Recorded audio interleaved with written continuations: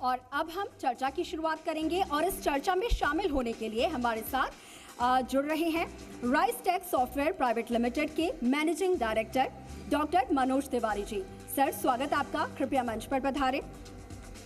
और करौली से एसडीएम प्रेमराज मीणा जी हमारे साथ हैं दूसरे पैनलिस्ट के तौर पर, और तालियों के साथ आप दोनों पैनलिस्ट का स्वागत कीजिए। प्रेमराज मीणा जी।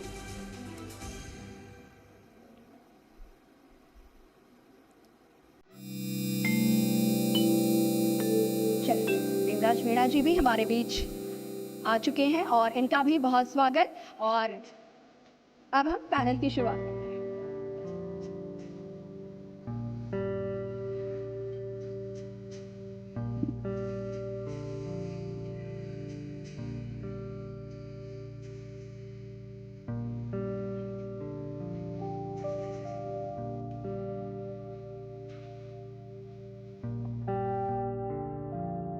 मनोज जी, चर्चा की शुरुआत करेंगे और सबसे पहले मेरा सवाल आप ही से होगा। देखिए, राजस्थान जो है वो हर एक क्षेत्र में, हर एक वर्ग में आगे बढ़ रहा है तेजी के साथ में, लेकिन इस दरमियान सबसे ज़्यादा युवा जो हैं वो आगे बढ़ते हुए नज़र आ रहे हैं।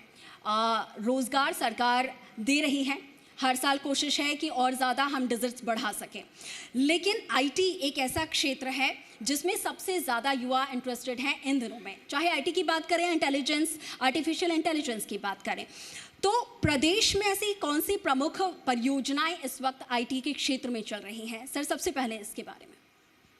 जी देखिए, अगर आप आईटी की बात करते हैं, परियोजना की बात करते हैं, तो मैं आप सबको बताना चाहूँगा कि देश में राजस्थान प्रदेश एक अग्रणी प्रदेश है इंफॉर्मेशन टेक्नोलॉजी के अंदर। राजस्थान सरकार ने नागरिकों को सेंट्रलाइज करके, केंद्रित करके बहुत अच्छी डिजिटल परियोजनाएं और सर्विसेज अप्लाई की हुई हैं, जिसमें department of information technology DOIT का बहुत बड़ा योगदान है। और उन सर्विसेज की अगर हम बात करें तो हम आई थिंक जितने भी हम लोग इस प्रांगण में उपस्थित हैं, सब लोग जानते होंगे ई मित्रा प्लस। ई मित्रा के अंदर अप्रॉक्स 500 सर्विसेज हैं जिनको डिजिटली सरकारी और गैर सरकारी सुविधाएं आप डिजिटली उनसे प्राप्त कर सकते हैं, जैसे जन्म प्रमाण पत्र है, मृत्यु प्रमाण पत्र है, और कई तरह के सर्टिफिकेशन आपको ई मित्रा प्लस से मिल जाते हैं। ऐसे ही आप बात करेंगे, जनसंपर्क पोर्टल है। जनसंपर्क पोर्टल के अंदर 181 हेल्पलाइन नंबर है जो डायरेक्ट CM हेल्पलाइन के नाम से जाना जाता है, और ऐप के थ्रू भी आप सर्विसेज कर सकते हैं। किसी भी तरीके की शिकायत अगर आपको करनी है या आपको प्रॉब्लम आती है तो 181 पे आप जाके और ऐप के थ्रू आप CM हेल्पलाइन पे अपनी शिकायत दर्ज कर सकते हैं, उसको ट्रैक कर सकते हैं, उसको मॉनिटर कर सकते हैं। थर्ड, अगर आप बात करते हैं तो हमारे पास राजस्थान डिजिकिट है। राजस्थान डिजिकिट के अंदर हमारे पास e sign single source application SSOs हमारे पास हैं, ई साइन सर्विस है हमारे पास, डिजिटल डिजी साइन हमारे पास है, और सबसे अच्छी बात है हमारे पास राजस्थान मेल है। राजस्थान मेल एक अगर आप लोगों को पता है, बड़ा अच्छी बात है, नहीं भी तो एक हिंदी में मेलिंग सॉल्यूशन है। आप जो भी चाहें, जो मेल करना चाहें, आप हिंदी में कर सकते हो।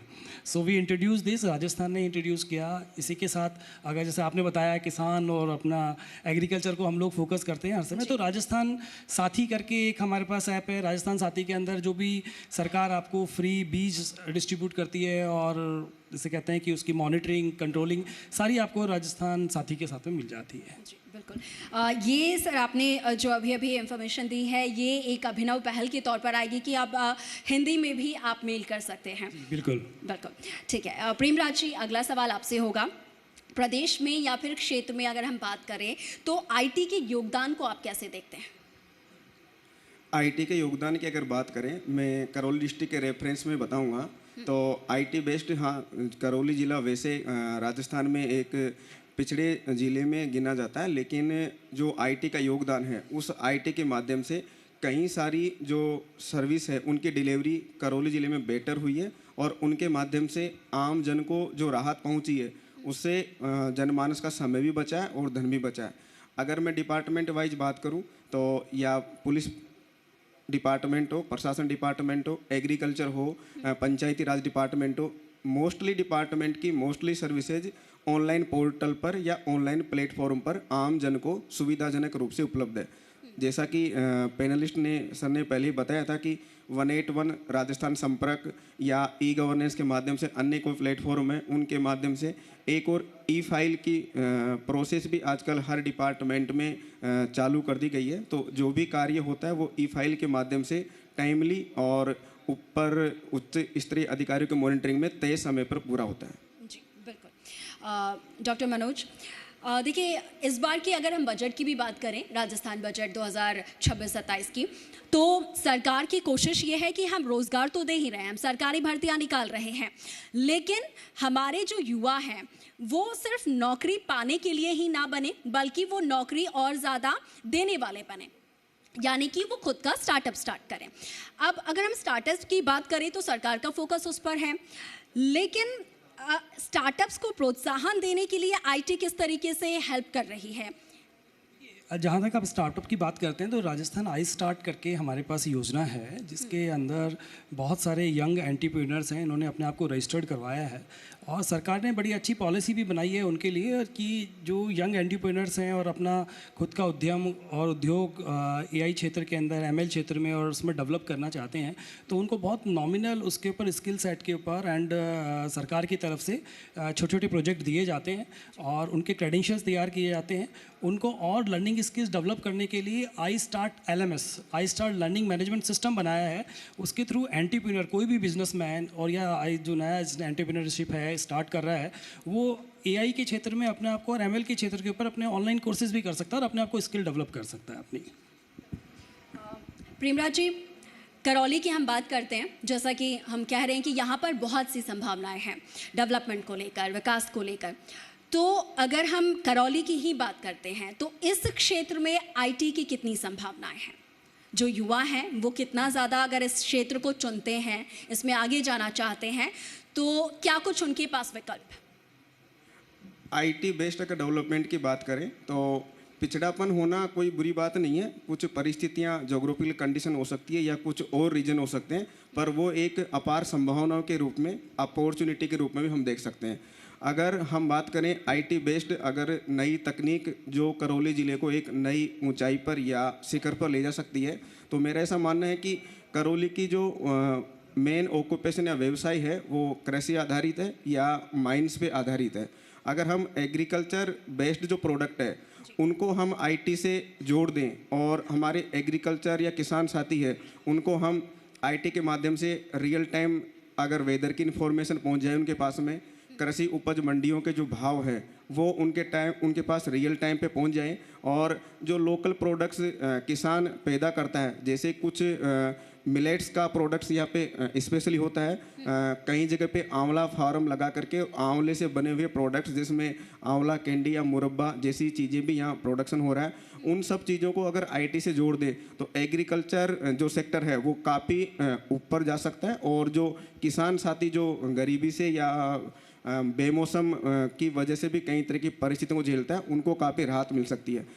एग्रीकल्चर के अलावा अगर माइंस डिपार्टमेंट की बात करें तो काफ़ी अपॉर्चुनिटी है। यहाँ का रेड स्टोन काफ़ी फेमस है और उसकी जो आर्किटेक्चर है, दस्तकारी है, वो काफ़ी प्रसिद्ध है। वहाँ की मूर्तियाँ या अन्य प्रोडक्ट जो बिल्डिंग निर्माण में काम आते हैं रेड स्टोन के, वो काफ़ी फेमस है। पर आईटी बेस्ड अगर उसको प्लेटफॉर्म मिल जाए और उसकी पहचान ज़िले से बाहर स्टेट लेवल पे या नेशनल लेवल पे मिले तो काफ़ी बेहतर होगा।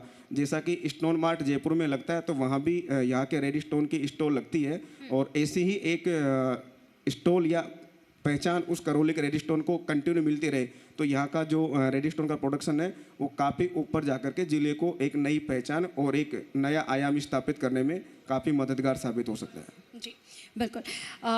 आप दोनों पैनलिस्ट का बहुत बहुत शुक्रिया सर हमारे साथ जुड़ने के लिए और किस तरीके से आईटी के क्षेत्र में हम आगे बढ़ सकते हैं। ख़ास तौर पर करौली, जैसा कि आप बता रहे हैं कि बहुत ज़्यादा अभी आगे नहीं बढ़ पाया है, तो यहाँ पर किस तरीके से और संभावनाएं हो सकती हैं उसके लिए आप लोगों ने बहुत अच्छे से पॉइंट्स बताए हैं। आप दोनों का बहुत बहुत शुक्रिया।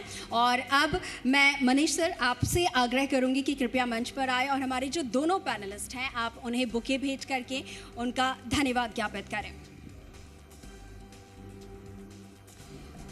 तो सबसे पहले सर मैं चाहूँगी मनोज तिवारी जी हमारे साथ हैं, managing director RiceTech software private limited, इनका बुके भेंट करके शुक्रिया अदा करें। सर बहुत बहुत शुक्रिया, आप कार्यक्रम में हमारे साथ जुड़े, पैनल में भी शामिल हुए। और अब प्रेमराज मीणा जी जो कि करौली से एसडीएम हैं और लगातार उनके नेतृत्व में एडमिनिस्ट्रेशन जो